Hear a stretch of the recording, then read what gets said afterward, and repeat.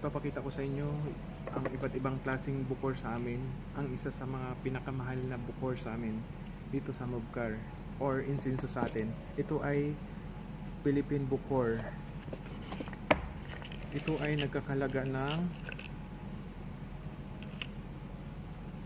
46 KD or 8,200 sa atin. 12 grams lang siya. Hindi ko alam kung saan to nakikita sa atin or anong klaseng puno. Ito ay isang insinso sa atin at ito yung pampausok din sa simbahan sa atin. Isang bukor or insinso. Philippine Bukor kung tawagin. Ito naman ang Malaysian Bukor. Nagkakalaga siya ng 45 KD sa 12 grams lang. Ganito lang siya ka konti.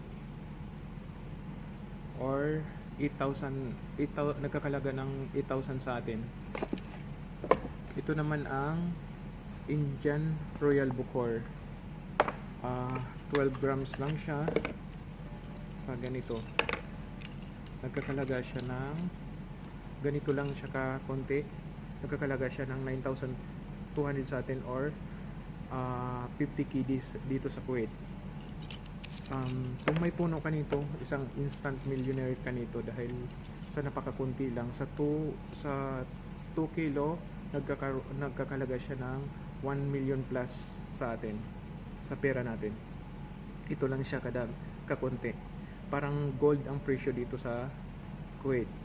Ginagamit nila to pampausok, pampataboy ng mga bad spirit or pampabuenas din pag inaano nila sa damit nila.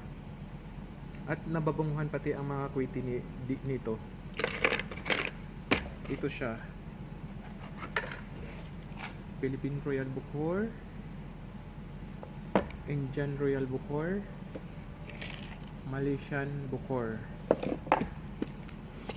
Kung meron kayo nitong puno ng Philippine Bukor, ay isang instant millionaire na kayo nito dahil sa 12 grams lang siya, nagkakalaga ng 9,000 or sa 2 kilo, 1 milyon na mahigit din.